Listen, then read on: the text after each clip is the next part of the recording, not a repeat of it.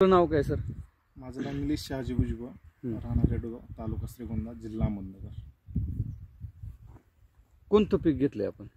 मी द्राक्ष पीक घेतलेलं आहे. माझ्यासाठी हे नवीन आहे सगळं. किती क्षेत्रामध्ये घेतलंय? साधारण माझं क्षेत्र आहे 3 एकर. बरं. आणि आता कशाचा वापर केला ह्या क्षेत्रामध्ये तुम्ही पीक घेताना? 2 प्रकारे प्लॉटिंग केलेलं आहे. 1.5 एकरच प्लॉटिंग.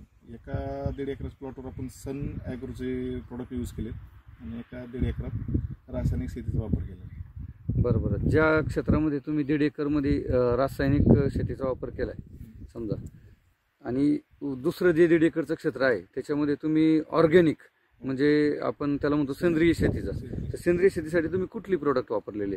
सेंद्रिय शेतीसाठी जे आपले सनेज ॲग्रोचे जे प्रोडक्ट आहेत, सॉइल केअर आहे, सनगार्ड आहे, ते यूज केले जमिनीमधून.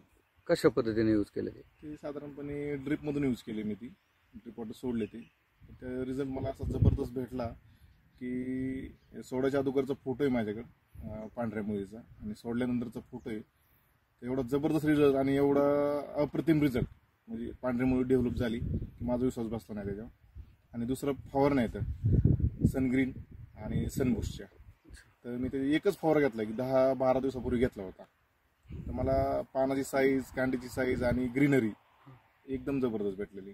आणि प्लांटची जी हाईट आहे ती सुद्धा चांगली जबरदस्त वाढली. साधारण जो 1.5 एकराचा प्लॉट आहे त्यात साधारण 1 ते 1.5 फुटाने ते प्लांटची साईज कमी राहिली, आणि आपल्या प्लॉटमध्ये 1 ते 1.5 फुटाने हाईट वरती राहिली. एवढा डिफरन्स मला दिसून आला. पानाची साईज ही ग्रीनरी वाढली. 1.5 एकरमध्ये तुम्ही आता जे वापरलेले जे तुम्ही सांगताय किंवा हा रिझल्ट तुम्हाला भेटलेला आहे, आता हा जो प्लॉट आपल्याला एकंदरीत दिसतोय सगळा, याच्यामध्ये कोणत्या साईडला तुम्ही आपला सेंद्रिय प्रोडक्टचा वापर केला, ऑर्गॅनिक प्रोडक्टचा वापर केला, आणि कोणत्या बाजूला तुम्ही रासायनिक प्रोडक्टचा वापर केला? डाव्या साईडला आपण सन ॲग्रोच्या प्रोडक्टचा सेंद्रिय शेतीचा वापर केला, आणि उजव्या साईडला आपण रासायनिक शेतीचा वापर केला.